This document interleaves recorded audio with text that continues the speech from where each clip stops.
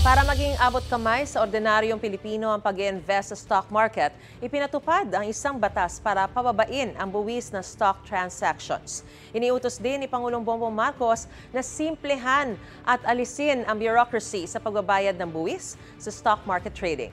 Ngayon ang balita, si Dano Tingkungko.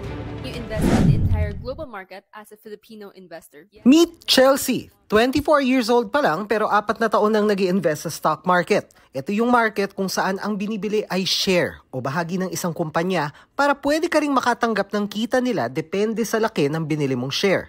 From what I saw online sa mga financial influencers, I also seen it for some of my friends who started investing, and I saw that they're receiving their dividends, and that really piqued my interest. Dati nang gustong basagin ng gobyerno at Philippine Stock Exchange ang maling akala na pangmayaman ang pag-invest sa stock market.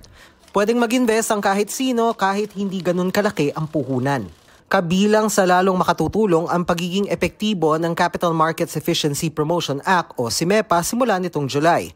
Pabababain niyan ang tax para sa stock transactions.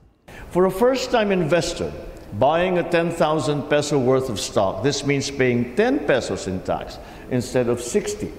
This will encourage more Filipinos to invest in our capital markets. Ang binanggit na yan ng Pangulo ay ang stock transaction tax na mula sa dating 6%, 1% na lang. Ipinantay na yan sa stock transaction tax ng ibang bansa sa ASEAN.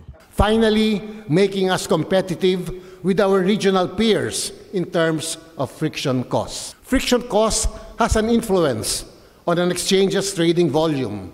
Mas mababa na rin ang buwis para sa unlisted shares o capital gains tax pati ang documentary stamp tax. At para simple na lang, hindi na iba-iba kundi plakado sa 20% ang final withholding tax sa interes sa iba't ibang klase ng passive income tulad ng time deposit, trust fund at iba pa. The reform is not just for well-off. It is for every Filipino who dreams of better financial security. This act allows Filipinos to be true participants in our nation's economic growth. Iniutos din ng Pangulo sa SEC na simplehan at alisin ang burokrasya sa pagbabayad ng buwis sa stock market trading. Sabi ng Stock Exchange, mainam ang ganitong mga paraan para mapalago ng mga Pilipino ang kanilang pera, kesa masayang lang. We must also continue to find more ways to get more people to invest in the stock market instead of spending for non-essentials or throwing their hard-earned money on online gambling. Dahil sa bagong batas, mas may engganyo raw si Chelsea na dalasan ang pag-invest lalo't mas maliit na ang kaltas na buwis sa bawat beses na magtitrade siya. Pero payo pa rin niya sa mga kapwa Gen Z. Please research first so that you can have the maximum gains when you're investing. Ito ang unang balita, Dano Tingkungko para sa GMA Integrated News. Gusto mo bang mauna sa mga balita? Mag-subscribe na sa GMA Integrated News sa YouTube at tumutok sa unang balita.